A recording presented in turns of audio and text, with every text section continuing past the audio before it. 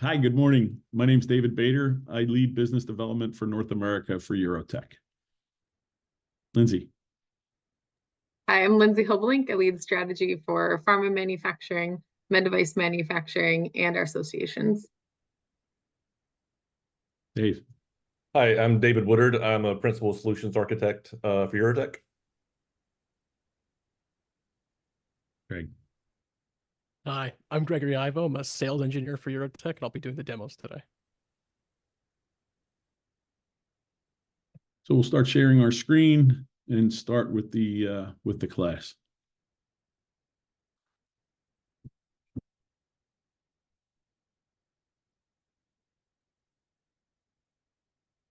So today we're going to talk a little bit about how enabling AI at the edge for industrial applications kind of brings things together.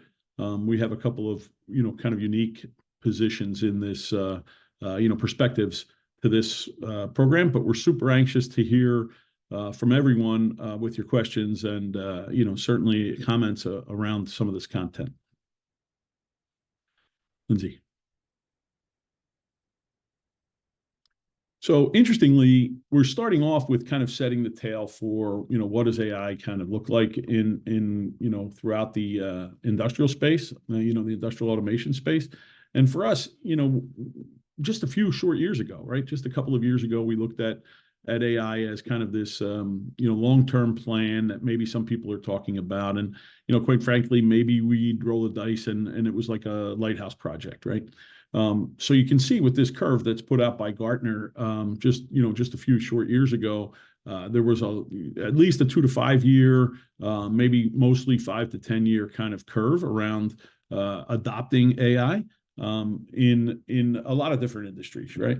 Not just industrial automation, but across all different types of vertical markets. Next slide, please.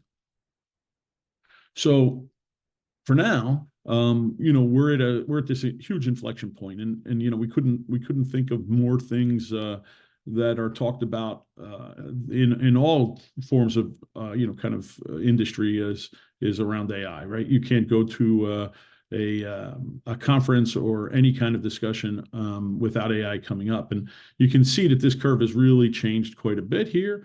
And that, while we're still talking in many cases 2 to 4 years, there's quite a few things that have moved across into the now. So we're seeing a huge change in this curve, and a lot of it is because there's been significant advances in the development of AI models and the opportunity to build these AI models. But honestly, the relative portability of compute, either at the in the cloud or specifically at the edge, has made it a lot less costly and a lot more capable for people to be able to run AI at in any kind of application. Next slide. So kind of to put it into real terms, right? So manufacturing, as it turns out, is the number one opportunity for taking advantage of the capabilities of AI. And interestingly, again, is that our industry, the industrial automation space, is already recognizing that. So 93% of manufacturers, B2B manufacturers, are already saying, yes, we're going to invest in AI in our applications. It's pretty interesting that has transitioned very quickly, and people are recognizing the value that AI can bring. And if you boil it down, $3.8 trillion investment over the next 10 years is a pretty significant market for any kind of investment. So I think we're here to stay with the discussions around AI. Next slide, please. Specifically in manufacturing, we look at a couple of different use cases that are bubbling up to the top as easier to adopt than others. Predictive maintenance and optimization. That is something that almost every customer that we talk to is looking to implement. And again, from a Eurotech perspective, we're providing the enablement for running AI at the edge and transitioning models to and from the cloud. So we're not the companies that are building AI, you all are. And, we want to make sure that we're enabling you at the highest level. So doing predictive maintenance and optimization, we have a diagram here on this slide that shows, kind of a visual inspection application, in a graphic format. But really, people doing, energy efficiency and visual inspection, as is depicted here, are really, really, kind of immediate term applications that people are starting to implement, and that Eurotech is starting to enable, or is involved in enabling. Next slide. Yep. So why isn't everybody doing it? Well, as early as 2019, 91% of people that are starting to deploy AI, the applications failed. Pretty significant number, enough to dissuade people from continuing, right? But I think that what we did was we had early adopters at that stage, back in 2019, that were doing lighthouse projects, as we mentioned, and that they weren't necessarily building this as a real project. They were looking to test the waters, dip their toe, if you will, and they weren't necessarily expecting to go to production. Well, now the path is much more clear, and the path to production is real. So being able to manage an AI project like any other type of project is significant in its success, and the ability to be able to move quickly to production. Yep. So I'm going to turn it over to my colleague Greg now, who's going to talk a little bit more about the challenges and also offer some demos as we go through about how some AI applications are easily deployed at the edge. Greg, over to you. Sounds good, Dave. Thank you so much. Hi, everybody. So we're going to jump right in. When you're trying to deploy a solution from scratch, we have this little wheel that sort of articulates every single phase you'll go through. So phase 1 is planning. It's the inception of the idea. Phase 2 is building a POC, so a proof of concept of that idea. Stage 3 is turning this proof of concept into a reality and deploying it across a bunch of devices. So you can start collecting data in a factory, for example. Stage 4 is to monitor the solution and monitor the data to see what's coming in and see what sort of information we're getting. Stage 5 is to look at this data and start to identify improvements that we can make to our facility, maybe some areas where we can add AI to sort of improve our work lines and our pipelines. And finally, once you identify improvements, you can go back to the planning stage and plan some improvements, and the circle goes on and go on. And we've highlighted some important questions you have to ask yourself between these phases. Lindsay, could you jump to the next slide, please? So first, we're going to touch on these 2 points. One being, how will I secure my solution? And how can I leverage new tech and avoid vendor lock-in? So it's important to consider that these are actually before you do POC. And that's going to come important when we really talk about security. The next slide. Next slide, Lindsay. So when you start talking about secure edge systems, something that's often forgotten or something that's like an afterthought is security. And in this day and age where everything is technical, we really need to make sure things are secure by design. That means every stage in our software stack, including our hardware, has security considered, because malicious actors, they are relentless and they will find any hole they can and try to get into your system. So this secure by design is a critical point, and this includes both the hardware and the software. And with this, and this is something that to consider is communications. And when devices start communicating with each other, the best way is for them to operate in a zero trust environment. And what this means is that all devices that are spoken to need to do their own work to validate the identity of each other. And I have a perfect little story for this and a perfect example of zero trust. Last week, I was out in Chicago for Automate, and I was trying to move my ticket. And I used my credit card to use my ticket. I had the credit card, but the credit card company that was actually incurring the payment, they didn't trust me. And they required some extra due diligence to validate that it was actually me. And that was in the form of 2 auth So I was supposed to get a text message, didn't have my phone, so that was a problem. And it was a little frustrating as a user, but it made sure no one stole my money. And to this day, knock on wood, no one's used my credit card, and that's not a challenge, so don't try it. And with these two concepts, you sort of get the idea of what's the way we can all do this? What's the globalized standard? And we have that. There's a body called IEC, and there's a specific standard called IEC 62443, which sort of embodies these concepts. And it's a globalized standard that effectively ensures that devices that use it are secure by design. They operate in a zero trust environment, and they're audited by third parties to ensure that this is true. And using these 3 points, we sort of have this defense in-depth strategy. Lindsay, could you go to the next slide, please? How do we take that at Eurotech and sort of implement it in the real world? So first, we start at the actual hardware of our edge devices. And this is through system level security. We have tried to keep the attack footprint as small as possible. So minimizing like entrance vectors, like ports and like physical hardening of the actual devices. We also do some security modules like TPM to store certificates. And that's just on the hardware itself and with the operating system level. A next step up is with our everywhere software framework, which is our edge management framework. And this sort of interacts with the hardware to do some fancy things like tamper detection with TPM.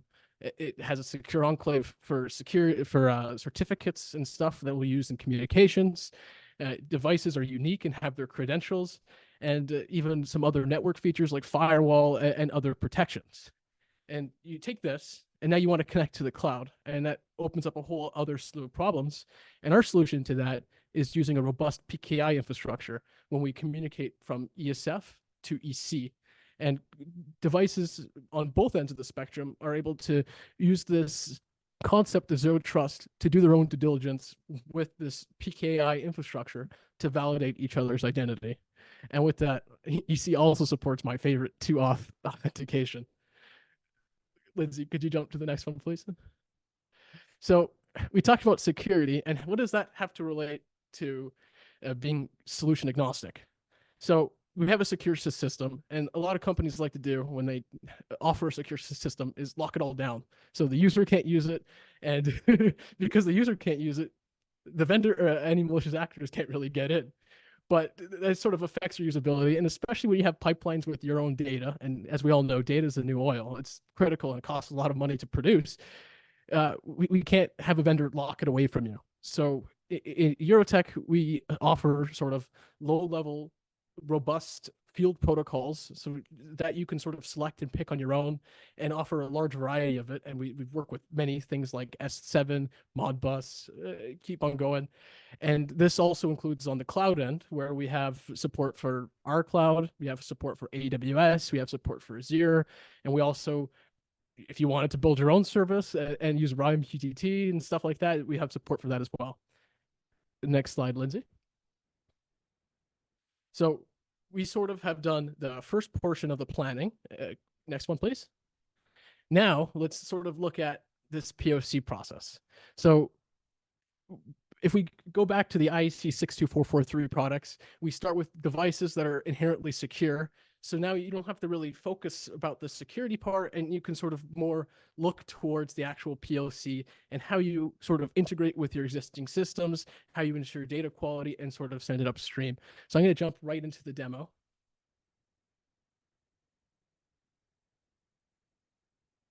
Thank you, Lindsay. Share my screen. So, okay, it appears my screen is being shared. So here on the left, we have ESF, which is our everywhere software framework.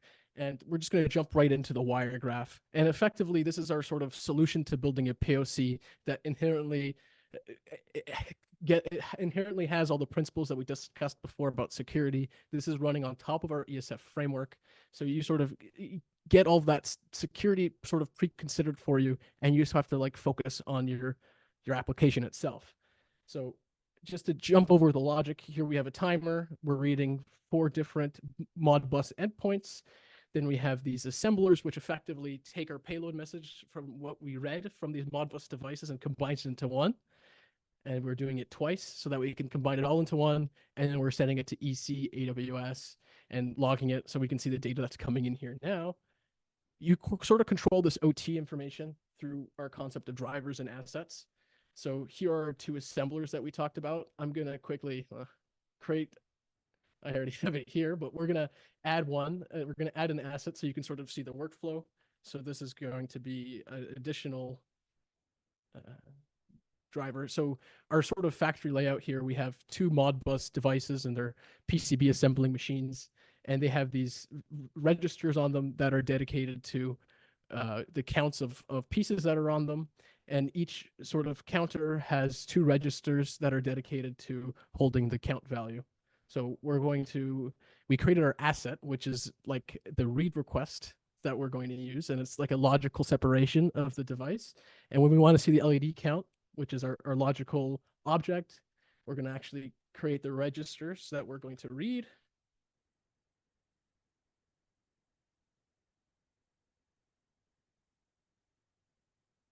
And then we're going to specify the register that we're going to read from our Modbus devices. So it's going to be register 4009, hit apply.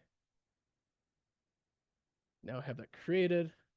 And now we can add it to our existing OT POC simply by hitting wire.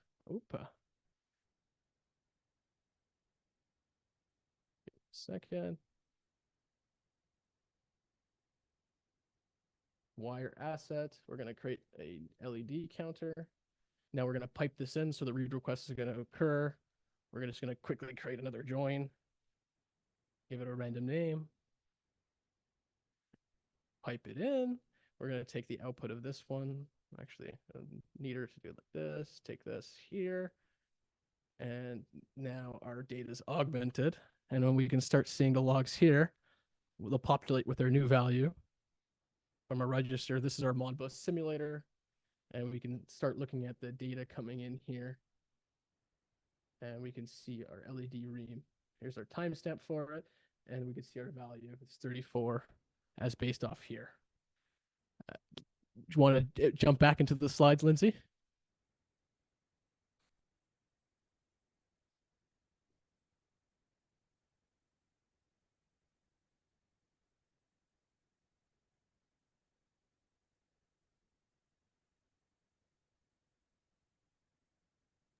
Well, Lindsay's working on the slides. Why don't you tell us a little bit about, you've got a little, oh, okay, here we go. Take it away.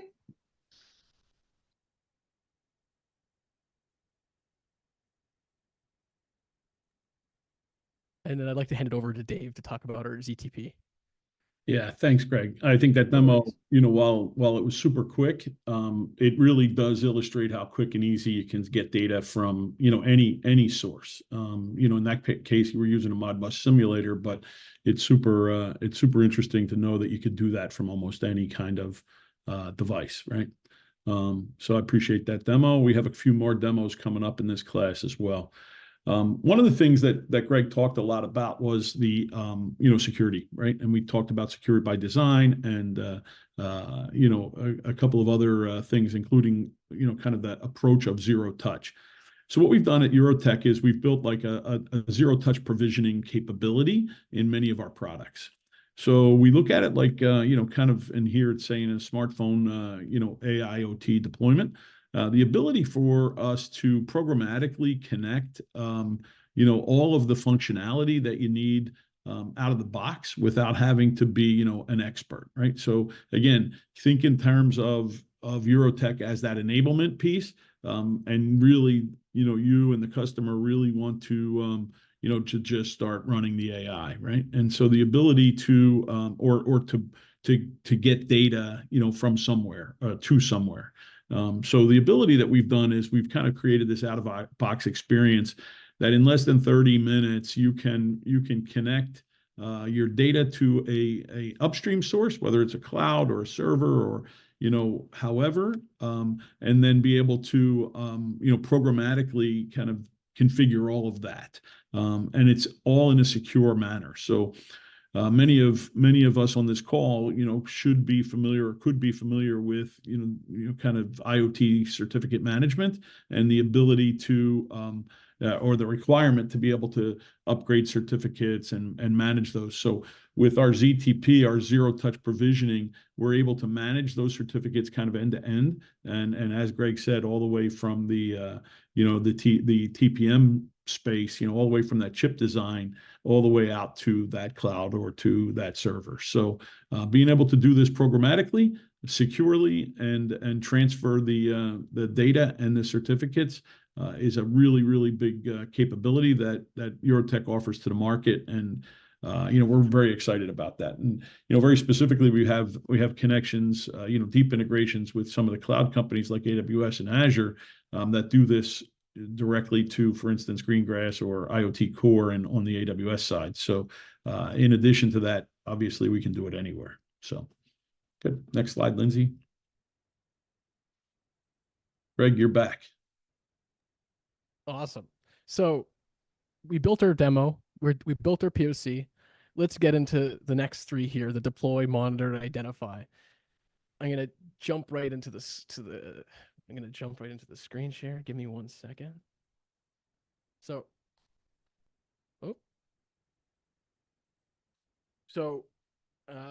awesome. It's sharing. I forgot to turn on my video. There we go.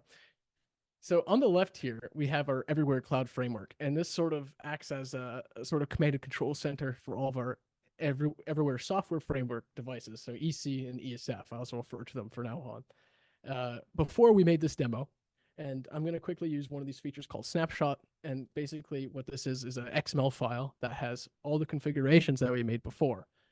If we download that, I have it here. It's going to look something like this. It's a little XML that contains all of our config. I have 4 devices here downstream that are connected to EC that I've pre-provisioned and pre-connected, and we're using our provisioning service to actually create these connections from when the device turns on. It sort of connects itself to the gateway. They handshake, share certificates, and sort of acknowledge each other's existence, and then they show up here. And from here we can monitor devices. But what's most exciting is this batch jobs, and this sort of lets us do the deployment part. So I'm going to quickly create a batch job, CSIA, and what it's going to do is it's going to take these plain gateways, which have nothing in them, empty wire graph, and it's going to give it the configuration that we built before. And so we're going to create a step. This is going to be apply snapshot. There's a lot of potential options you can do. This is sort of like a way to execute things on a whole slew of gateways, and you have a bunch of steps and a bunch of procedures you can apply, anything from installing and uninstalling packages, updating configuration, provisioning, installing certificates. So I'm going to do configuration put. I'm going to grab this XML configuration from our previous example, and I'm going to add that as a step. Going to close. Next, we can schedule it. So we're selecting the target devices. So our 4 devices are 2,000, 3,000, 4,000, 5,000. Confirm. Now we do one more step. Here we can schedule it. You can specify time. You don't really want to do device configurations in the middle of a workday, but we're going to ignore that for today because we're going to do it right now. So here's our configuration. We're going to hit other options. We're going to start a batch job, start. So while that's spinning away in the background, we're going to talk about the monitoring process that you can do. So here in EC, we can see our devices. We can actually go into them and we get like a viewpoint of a device. Oh, it's configuring itself. So 1 second. It's always when you do a technical demo, something there we go. So you can sort of get an overall view of your gateways and sort of monitor how they're behaving miles away from them. You can see the data that's on it. You can see the diagnostic data on it, how the CPU is doing, and just general device and analytics, and everything to the actual specific configurations that are occurring on the gateway.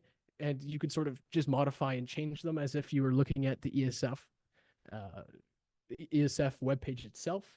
And most importantly, if that's not enough, you can actually just get a direct secure VPN right to your gateway and then control the gateway itself or control any devices downstream because of the way the network works. You can sort of use your ESF as a network gateway, so you can control like PLCs that are downstream and apply updates or do other things you want to do.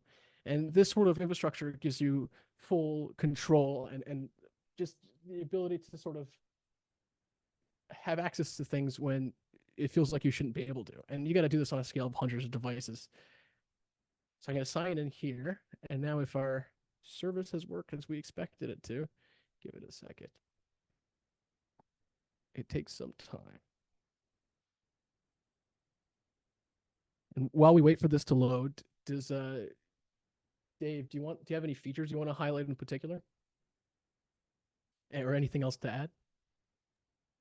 No, I think you did a good job here, Greg. I think the key, right, is the security, right? That's the super important part, that we're going to maintain security all the way along. So I think what you showed in EC is super important, to be able to understand the device life cycle. And then if really you needed to do something, kind of more extreme, that ease of being able to connect via a very secure one-way VPN is an option, but you don't have to immediately divert to that option, right? So in many cases, people automatically say, yeah, let's just open a tunnel. Let's leave that tunnel open forever. And that inherently causes a security issue, right? So we take a different, more prescribed secure approach by using EC from the cloud, being able to manage devices remotely. And quite frankly, we can do that not just to our own devices, but to devices that are connected on the same network, right? So being able to do that is pretty specific. So I think that's pretty awesome, actually. And as you say that, as we can see from our configuration put, we're starting to see our wire graph that we built before on this gateway is now wire graph that we had before on this gateway is now accessible on other gateways across our network. And if we also, Yeah, I think so. So I think the key here, right, is for people that maybe are seeing this and it's in a very fast mode, right, because of the time constraints. I think the key is that being able to deploy across multiple enterprise fleets, whether it's rolling stock, whether it's fixed devices, being able to provide over-the-air updates, being able to manage an AI application remotely, being able to deploy the inference model, for instance, remotely. All of those things come to play in this kind of illustration that Greg's showing. well put, Dave. And on that note, Lindsay, do you want to try to bring up the slides again?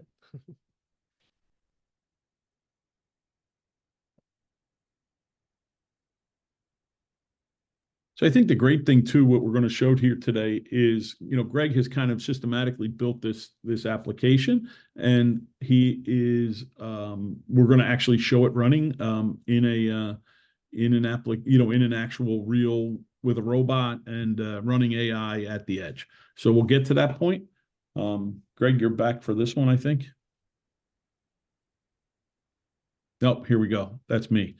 So I'll go back on video because I think that's important.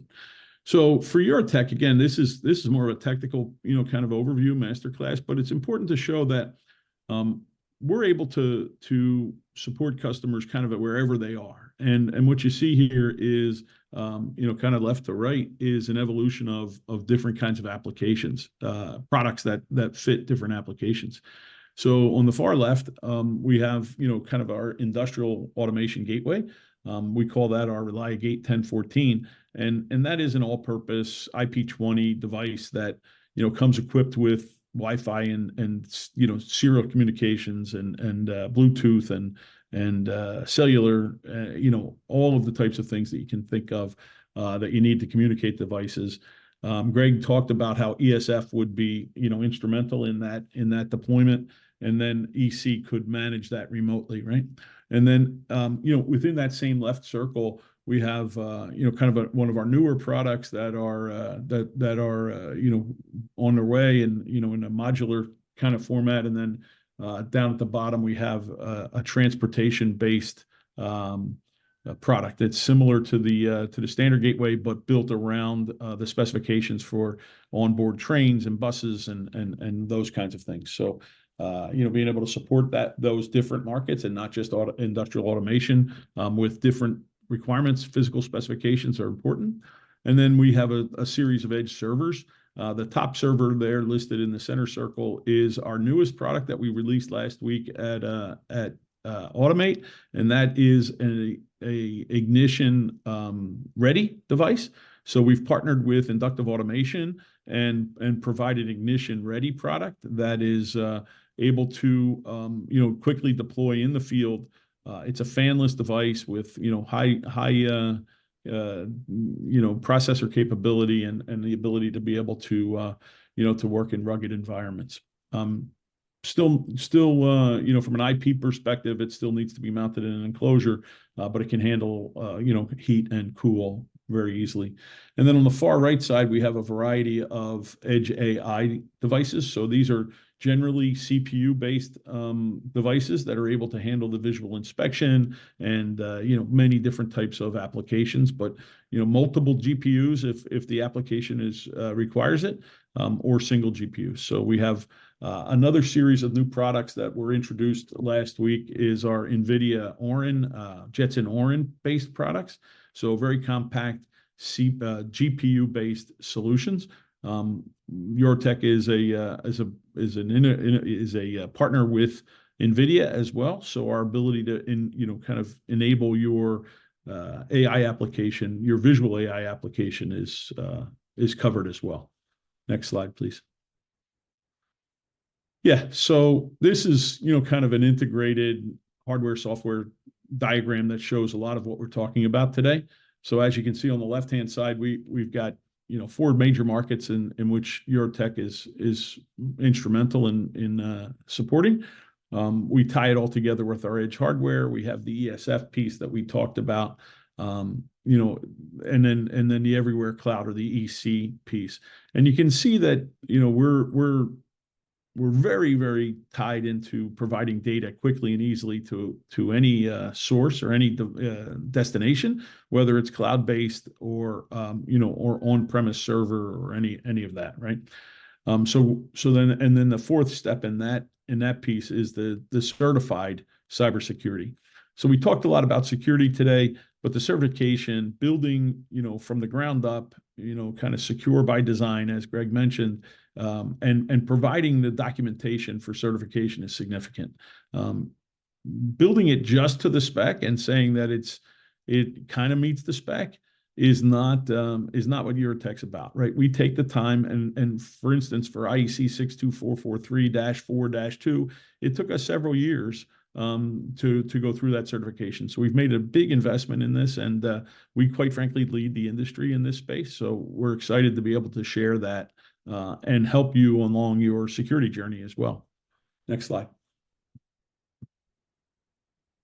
Back to you, Greg. Okay, so this is the exciting part. This is like the culminating project of everything that we talked about. We're going to be using ESF to connect to a downstream PLC device. We're going to also be running an AI model on top of ESF to do some image analysis to determine the quality of PCBs going down a conveyor belt. And finally, we're going to be using this tight coupling with EC to manage this project entirely. And I'm going to share my screen. So we're actually connected to a gateway that's in Italy. So bear with me if there's any delays, but this communication between us is via EC. So it goes from us, it goes from me in Canada to the servers in North America to a gateway in Italy. So it's if there's any delay, bear with me. On the right here, we have our little robot. This is called a Dobot. And then on the left, we have the wire graph that makes it move. And basically, it's sort of like what we saw. We have a timer. It's looking at the camera view. And then it's running this Triton AI component, which is NVIDIA's Triton server. And we have a model on it that's actually looking at, there's a camera on the that's facing the conveyor belt, and it's looking at the PCB. And basically it's doing image analysis to determine whether there's a micro B port on that board. So we have some boards with micro B and some boards where that part has been broken off or was failed to be installed during assembly. So that's what we're looking for. And then if it's good, it'll put the board back on the conveyor belt. If it's bad, it'll take that board, the light will flash red, and it'll throw it away. Let's see it in action. Let's do it. So here's our little control panel for this demonstration. I'm going to push go, and we're going to start to see it move.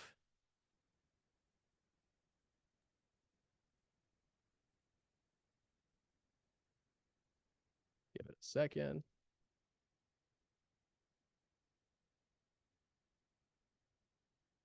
One time I took a class that said no matter how hard you prepare for a demo, it's always going to have a hiccup. So that guy really resonates with me every day. Yeah, it's 100% the case. So I'm just refreshing the web page.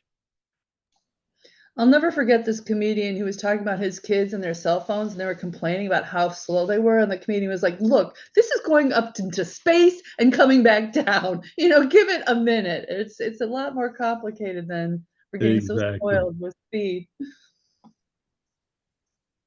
In the meantime, I can answer one question that came up in the question and answer section.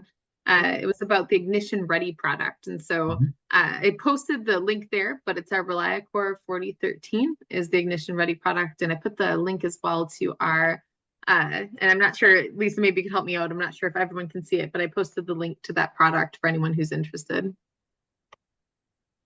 Yeah, and we'd be more than happy to talk more about that, one-on-one as well, if you want to go into more detail. Awesome. And thankfully it's working now. So we can see the detection here. It saw the micro B front, and it saw the face of the front of the PCB, and it hit the green light and it put it back on the board. I'm gonna run it again. Marco, could you put in a bad chip for me? Oh, we got darkness on the camera. Oh, there we go. There we go. Yeah, there it comes back. Can you throw in a bad PCB for me on the conveyor belt, please? So we have Marco Buzzolini putting in the bad PCB. We're gonna push go. And we're gonna see it started to move. And then when the camera detects a board, we'll see it's, oh, there it is. Pico front, USB back. It's a little cut off there. So it. Yeah, it was not in the best position. No. Let's give it a go again. But as we can see, we can start enabling these unique use cases that you wouldn't really see on the edge. Oh, there you go. So it sees a bad board. It's going to give it a pickup and it's going to move it. I think the suction cup on the arm is a little bit off. Oh, it's trying to get rid of it again. There we go. There it is. Now it's off the board. And we saw it move it and throw it away. And I believe the next one should come down the line.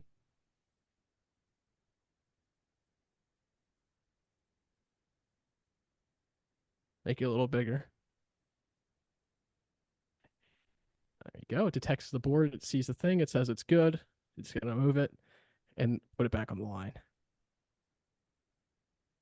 So this is running an AI model in one of our GPU based servers that is edge AI servers that is capable of doing the visual inspection, managing the application, the AI application, and then also kind of sending the the signals back and forth to the robot controller. So yeah, it's a pretty interesting application.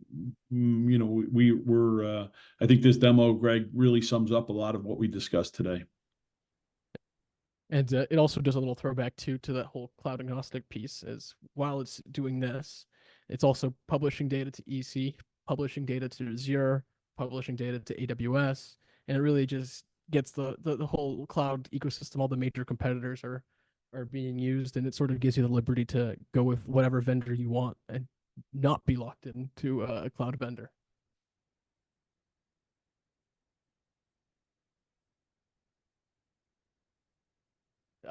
And then I think from my end, I'm good. If Lindsay, would you like to jump back on the slides, or does Dave Bader or Dave Woodard have anything else you want to add?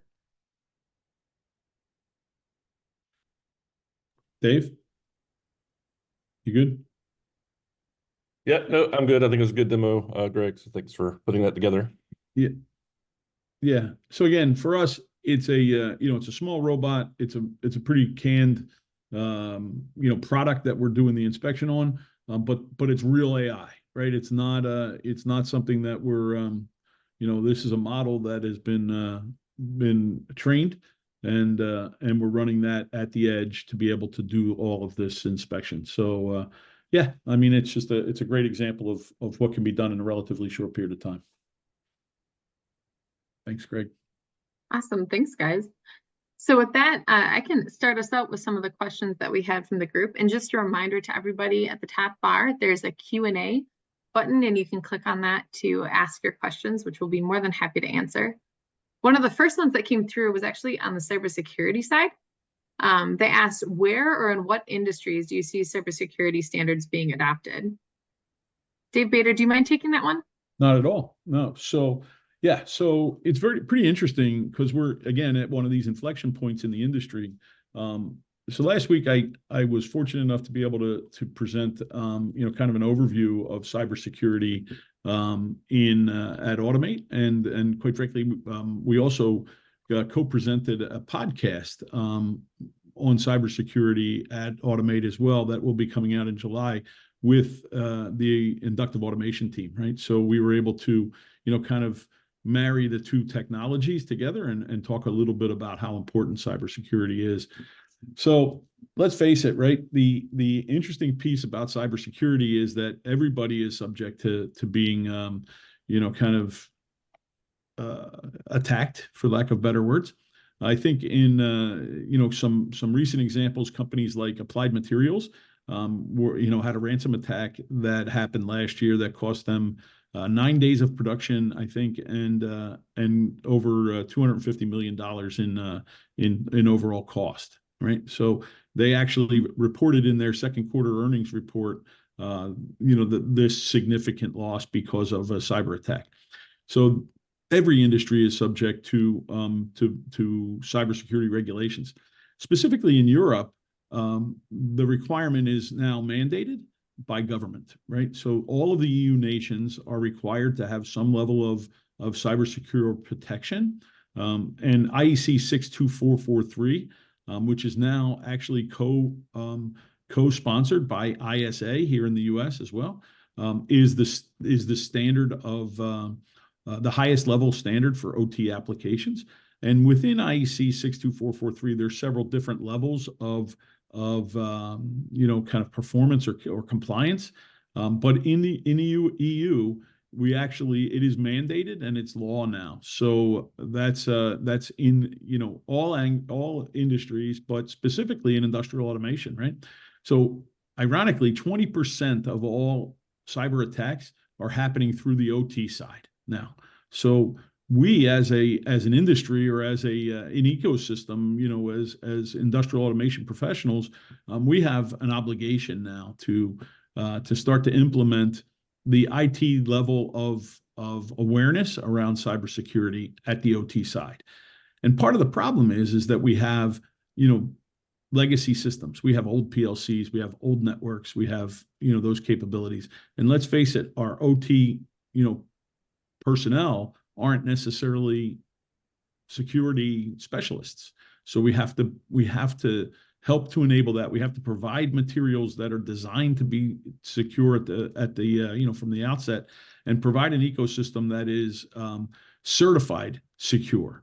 So this IEC 62443 requirement, while it's not mandated yet in the US because we don't typically do that, it becomes a total cost of ownership, right? So when Applied Materials loses $250 million in one attack, it's pretty important that we all start to think about it. In fact, at Automate last week, a customer came and said, "Hey, I saw your cybersecurity talk. We got attacked last week ourselves, relatively small company.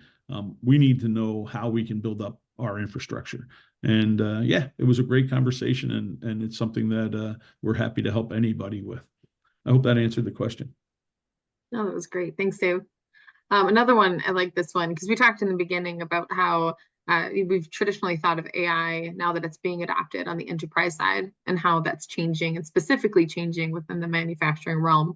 So this person asked, what are the biggest challenge that you're seeing, Eurotech, when customers are launching or when integrators are trying to launch an AI solution?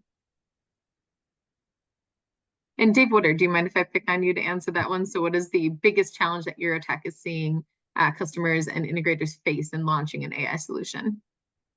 Well, I think there's a few. Certainly, the top that come to mind are deployment. So it's one thing to do a POC. It's one thing, as Greg was showing through the life cycle of a project. It's a far other thing to deploy it at scale, especially when you are dealing with multiple factories, multiple locations, multiple plants. Sometimes the locations aren't coherent in any way. You'll have one location that's very different than the next location. So I think trying to normalize your solution in a way that you can deploy it in all these different scenarios is very, very challenging and sometimes kills projects. Unfortunately, after a lot of time has been spent. So I think planning for that is important and something that we're seeing more and more adoption. So I think we're getting the message out to people and other system integrators, and we're starting to come up with more portable, more flexible solutions so that we can adapt to these different environments, but still deliver the end goal of our project's goal.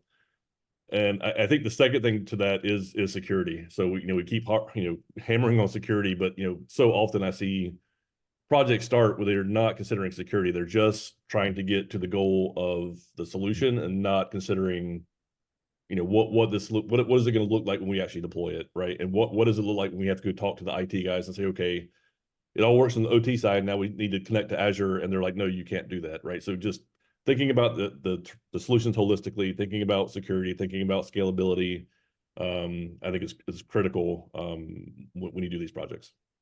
That was a key thing I kept hearing at Automate last week as well, was I can make something work, but getting it past the IT guys is just a whole nother story. So it's kind of like this IT OT frustration. And it's true what you said, is having that security first and having those right practices in place from the get-go ensures that you don't run up on stumbling blocks in that ninth hour. Another one was, how do we ensure security in the connection between the cloud, everywhere cloud and everywhere software framework? Say that one more time, Lindsay. How do you ensure security in the connection between everywhere cloud and everywhere software framework? So between the two programs that we're showing, the Wiregraph and everywhere cloud. Dave Woodard, I think that's another one for you. Yeah, sure. So it's multifaceted, right? So we could obviously do an entire one of these sessions just on security, but and what we defined and what Dave actually presented last week at Automate, as he described, was like you have to look at security in all of its components, right? It's not just the connection to the cloud. I mean, if we're just focusing on that, we can get into, well, the gateways are connecting, over a specific protocol, which is MQTT, to our cloud backend that we secure with, TCP and SSL and TLS and like certificates and mutual authentication. Right, that's a pretty standard solution for anything, for doing your bank transactions on your web browser. I mean, it's very similar technologies to what we use for securing the actual data communication between us and the cloud. I think where we come at it more from a unique perspective is we do things like leveraging that connection to do all of our communication, right? So we don't require any inbound connectivity from, say, the cloud side back to the device. For us, again, we keep going back to IT. I love IT, so I'm definitely not saying anything bad about these guys, but they have a very hard job. And one of the things they hate the most is when you go to them and say, hey, can you please open up a bunch of inbound ports so that we can communicate with these edge devices, right? It's kind of a non-starter. So for us, since we have this outbound generated or client generated connection that's, since it's MQTT, it's always on, we can leverage that connection to do a lot of device management, lifecycle management, remote updates, and all these things. But that's only one piece of it, right? You also have to make sure that your device is like physically secure, right? So having the ability to, know if somebody's like tampered with the device, has somebody like inserted a USB key, has somebody opened the service panel to try to, get to a console port. Like any of these things are important, in my mind, equally important to just securing the communication. I don't know. Did that answer your question, Lindsay? Was I? Yeah, no, I think that too answered much? it. Okay, great. Yep. Great. And I think the last one we had here is the use case that you see most frequently being adapted on the manufacturing floor. I can tell you from the pharmaceutical standpoint, which I'm over pharma and medical manufacturing, we're definitely seeing a big interest in the predictive maintenance side of things. I have a lot of these specific pieces of equipment that are key to keeping things up and running, and so connecting into the equipment and our sensors to give some idea on predictive maintenance and even energy consumption is becoming more and more interesting. And then you see that scale into kind of a larger OEE solution, which is pretty interesting, that, as we talked about earlier, that starting small and seeing that benefit and then scaling. I'll open it up to the guys though on what they're seeing in other realms. Yeah, I think I'll jump in real quick. I think, clearly the visual inspection piece is becoming, fast, the most, the quicker adoption of almost anything, right? So, kind of the demo that we showed is one, kind of real simple example of, checking for missing components on a circuit board, right? We scaled this way down and did it very slowly, but we can, this is a really quick and easy way to do this, using cameras and kind of the, standard models. So I think visual inspection in a number of different areas, not just industrial automation, but, almost anywhere. In fact, this week, we're working with a customer who is currently using an array of line scanning lasers to check a very an aggregate, right? To check a brick, for instance. And much of the discussion that we had is, can we do this with visual inspection rather than having to calibrate these line scanner laser arrays on a regular basis. And I think that that's the next transition, is being able to take a harsh and dirty environment and instead of using kind of traditional technology, to be able to implement a visual inspection application kind of at the edge as well. So yeah, I think that visual inspection for me and across industrial automation, across even things like trains and buses, being able to count people and be able to tell if people need assistance, or if there's multiple people coming onto a bus or a train, all of that turns into visual inspection. So yeah, I think that's the earliest and the widest adoption at this point. Awesome. Thanks, Dave. Yeah. I think with that, we've got, I did want to remind everyone, we have a link in here, and I think we'll send the slides out. Lisa, correct me if I'm wrong there. If you are interested, since we got questions specifically on the cybersecurity piece, the CFE did a great article on Dave's talk that he gave last week at Automate on cybersecurity that gets into some good details. And obviously, if you have questions or want to prepare yourselves for how to speak about that type of thing to your customers, we are more than happy to have that conversation with you. And on that note, who to contact. So I've got Dave and my information up on the board here. And then a special thanks to Greg and David Woodard for lending their expertise today as well.